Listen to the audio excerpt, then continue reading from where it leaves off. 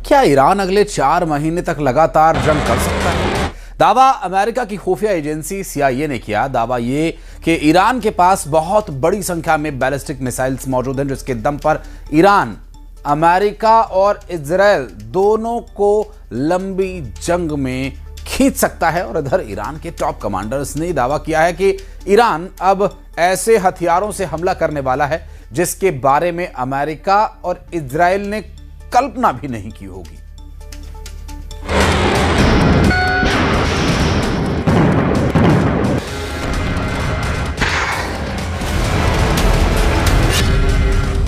दस दिनों में खोलो हॉर्मुज, 4 महीने जंग को तैयार ईरान।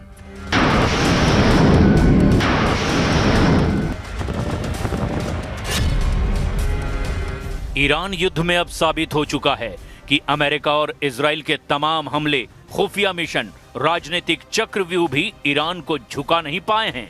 एक तरफा सीज फायर करने वाले राष्ट्रपति ट्रंप भी ये मानकर चल रहे हैं कि ईरान को काबू करने के लिए सिर्फ युद्ध और खुफिया मिशन ही काफी नहीं है, बल्कि ईरान को सिर्फ एक तरीके से झुकाया जा सकता है, और वो है ईरान से हॉर्मुज को पूरी तरह से छीन लेना। ताजा खबरों में दावा किया गया है कि अमेरिका के 5वें बेड़े के कुल 18 युद्धपोत इस वक्त हॉर्मुज में ईरान तेल टैंकरों पर भीषण हमला कर रहे हैं। ताजे हमले में अमेरिका के फाइटर जेट ने ईरान के 2 तेल टैंकरों को तबाह कर डाला, जिसके बाद ईरान ने भी अमेरिकी जहाजों पर हमले कर दिए।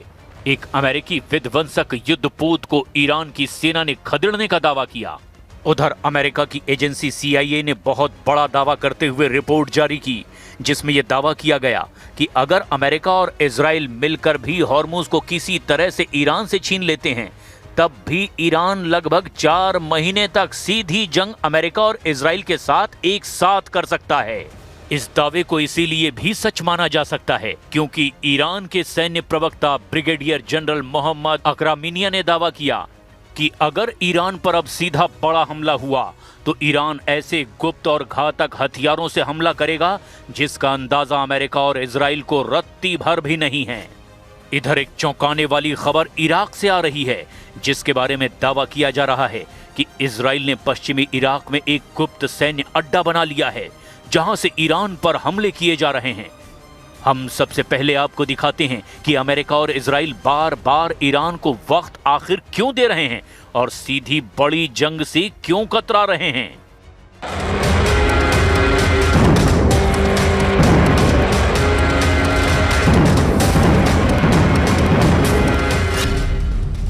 ईरान पर घातक हमला, समंदर में खूनी जंग शुरू।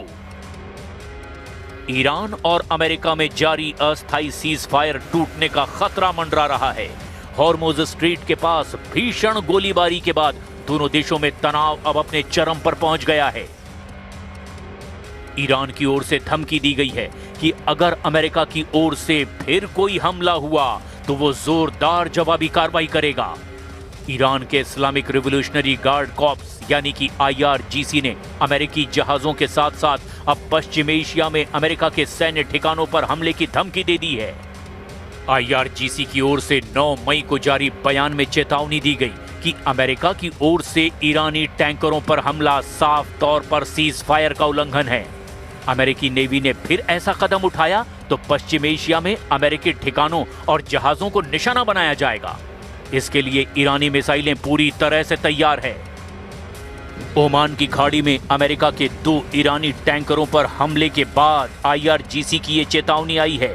ईरानी विदेश मंत्री अब्बास अरागची ने कहा कि फारस की खाड़ी में अमेरिकी सेना की कार्रवाई से उसके इरादों पर संदेह पैदा होता है। ईरान पर घातक हमला, समंदर में खूनी जंग शुरू। ये चेतावनी फारस की खाड़ी में तेहरान और वॉशिंगटन के बीच बढ़ते तनाव के बीच दी गई है। सोशल मीडिया प्लेटफॉर्म X पर जारी एक बयान में इस्लामिक रिवॉल्यूशनरी गार्ड कॉर्प्स यानी कि IRGC की नौसेना कमान ने कहा, चेतावनी, ईरान के तेल टैंकरों और कमर्शियल जहाजों के खिलाफ किसी भी तरह की आक्रामकता का नतीजा इस क्षेत्र में मौजूद अमेरिकी ठिकानों में से किसी एक और दुश्मन के जहाजों पर जोरदार हमले के रूप में सामने आएगा। इसके तुरंत बाद IRGC की एरोस्पेस फोर्स ने दावा कर दिया कि ईरानी मिसाइलें और ड्रोन पहले से ही इस क्षेत्र में अमेरिकी सैन्य ठिकानों और नौसैनिक जहाजों को निशाना बना रहे हैं।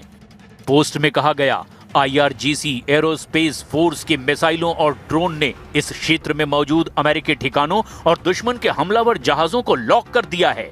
हम फायर करने के आदेश का इंतजार कर रहे हैं। सेंटकॉम के मुताबिक खाली टैंकरों को ईरानी बंदरगाहों तक पहुंचने से रोक दिया गया है। सेंटकॉम ने बताया कि 13 अप्रैल से अब तक अमेरिकी बलों ने ईरान के 4 जहाजों को तबाह किया है और नाकाबंदी के इस दौर में 58 वाणिज्यिक जहाजों का रास्ता बदल दिया गया है। अमेरिकी राष्ट्रपति डोनाल्ड ट्रंप ने भी पुष्टि की कि हॉर्मुज से गुजरते समय अमेरिकी नौसेना के 3 विध्वंसक जहाजों पर हमला हुआ था, लेकिन उन्होंने कहा कि ये जहाज कामयाबी से वहां से गुजर गए। इधर ईरान के सैन्य प्रवक्ता ब्रिगेडियर जनरल मोहम्मद अकरामीनिया ने कहा कि अगर ईरान पर फिर से हमला हुआ तो उसके दुश्मनों को हैरान करने वाले नए हथियारों, तरीकों और युद्ध के नए मैदानों का सामना करना पड़ेगा। امروز هم به دشمن هشدار میدیم که اگر مجددا دست به تجاوزی بزنن و مجددا دچار خطای محاسباتی بشوند که همطور که در گذشته شدن و الان دارن تاوان اون خطاهای گذشته رو در واقع تحمل میکنن و پس میدن.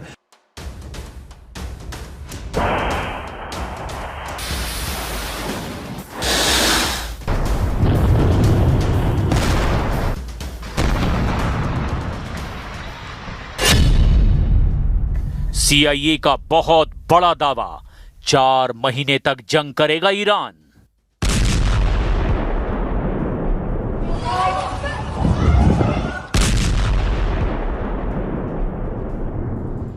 खबर पर यकीन करना तो मुश्किल है, लेकिन अमेरिका की खुफिया एजेंसी CIA का सबसे ताजा और नया दावा यही है कि 39 दिन की खूनी जंग लड़ने के बावजूद ईरान की सैन्य ताकत बेहद मजबूत स्थिति में है। हैरान करने वाली बात तो यह है कि राष्ट्रपति ट्रंप दावा कर चुके हैं कि अमेरिका और इजराइल के हमले में ईरान की नौसेना 90% तक तबाह हो चुकी है, उसकी एयरफोर्स 95% तक बर्बाद हो चुकी है, उसकी मिसाइल और ड्रोन क्षमताएं 60 से 70% तक कम हो चुकी है। लेकिन इसके बावजूद अमेरिका की खुफिया एजेंसी CIA की ताजा रिपोर्ट में दावा किया गया कि ईरान को कमजोर समझना बहुत बड़ी भूल होगी।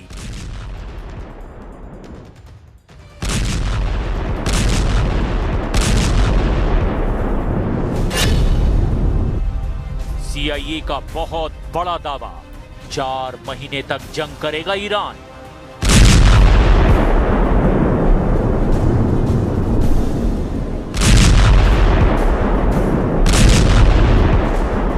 CIA की रिपोर्ट। अमेरिकी खुफिया एजेंसी CIA ने ईरान को लेकर एक महत्वपूर्ण रिपोर्ट जारी की है। रिपोर्ट में कहा गया कि यदि अमेरिका ईरान के प्रमुख बंदरगाहों की पूर्ण समुद्री नाकाबंदी भी कर देता है तो भी ईरान की अर्थव्यवस्था पर तुरंत कोई बड़ा संकट नहीं आएगा। CIA के आकलन के मुताबिक ईरान की अर्थव्यवस्था कम से कम 4 महीने यानी कि लगभग 120 दिन तक बिना किसी बड़े बाहरी दबाव या अस्थिरता के टिकी रह सकती है। ईरान के पास तेल और जरूरी चीजों के गुप्त भंडार हैं जो उसे बाहरी आपूर्ति कटने पर भी 90 से 120 दिनों तक बचाए रख सकते हैं। समुद्री नाकेबंदी के बावजूद ईरान जमीनी रास्तों जैसे कि ट्रक और रेल नेटवर्क के जरिए पड़ोसी देशों से व्यापार जारी रखने में कामयाब रहा है। ईरान की बैलिस्टिक मिसाइल क्षमता काफी हद तक सुरक्षित है। ईरान ने अपने भूमिगत मिसाइल अड्डों और स्टोरेज सुविधाओं को फिर से मरम्मत करके संचालित कर लिया है। माना जा रहा है कि उसके पास अभी भी 2500 से ज्यादा मिसाइलें और हजारों ड्रोन मौजूद है। रिपोर्ट के मुताबिक अगर अमेरिका ये सोच रहा था कि नाकेबंदी से ईरान कुछ ही हफ्तों में घुटने टेक देगा तो वो गलत था। CIA का मानना है कि ईरान का नेतृत्व अमेरिकी राजनीतिक इच्छा शक्ति के टूटने का इंतजार कर रहा है, क्योंकि अमेरिका में ये युद्ध घरेलू स्तर पर काफी अलोकप्रिय हो रहा है। हालांकि नाकेबंदी से ईरान की अर्थव्यवस्था को नुकसान जरूर हो रहा है, लेकिन ये सिस्टम कोलैप्स यानी कि पूरी तरह से अर्थव्यवस्था चरमराने की स्थिति से अभी कम से कम 4 महीने दूर है। इस रिपोर्ट के लीक होने के बाद व्हाइट हाउस में हड़कंप मच गया है। ट्रंप प्रशासन के कुछ अधिकारी इस रिपोर्ट को झूठा बता रहे हैं और दावा कर रहे हैं कि ईरान पहले ही हार चुका है। और इस रिपोर्ट के सामने आने के बाद अमेरिकी राष्ट्रपति डोनाल्ड ट्रंप और इजरायली प्रधानमंत्री बेंजामिन नेतन्याहू भी हैरान बताए जा रहे हैं। और पुतिन ने जेलेंस्की से मुलाकात के संकेत दिए हैं। उन्होंने कहा कि यूक्रेन युद्ध खत्म होने की कगार पर है और उस बीच यूक्रेन ने रूस पर दूसरा बड़ा ड्रोन अटैक कर दिया। दावा है कि रूस ने 300 से ज्यादा ड्रोन से हमला किया है और रूस का दावा है कि यूक्रेन ने 9000 से ज्यादा बार सीज फायर तोड़ा।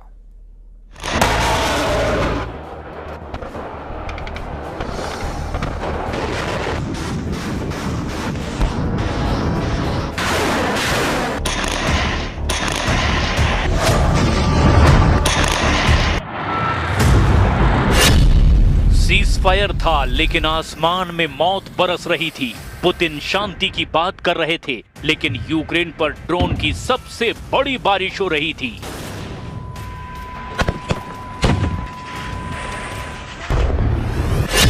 ट्रंप के अंदाज में डील, नेतन्याहू के अंदाज में हमला। क्या पुतिन अब सिर्फ युद्ध नहीं हाइब्रिड वॉर लड़ रहे हैं? क्या ज़ेलेंस्की को मनोवैज्ञानिक दबाव मिलाकर सरेंडर करवाने का गेम शुरू हो चुका है? क्या कीव अब अगला गाजा बनने जा रहा है?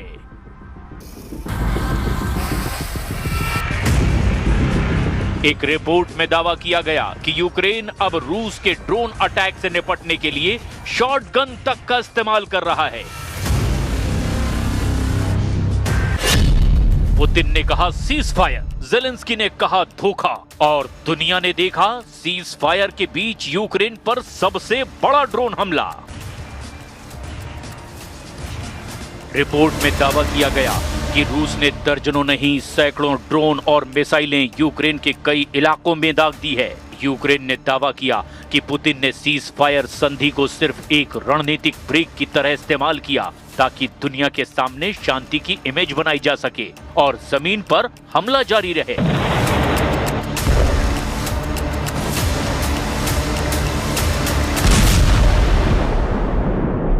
Пообещали помощь и начали раскручивать противостояние с Россией, которое продолжается до сих пор. Я думаю, что дело идет к завершению.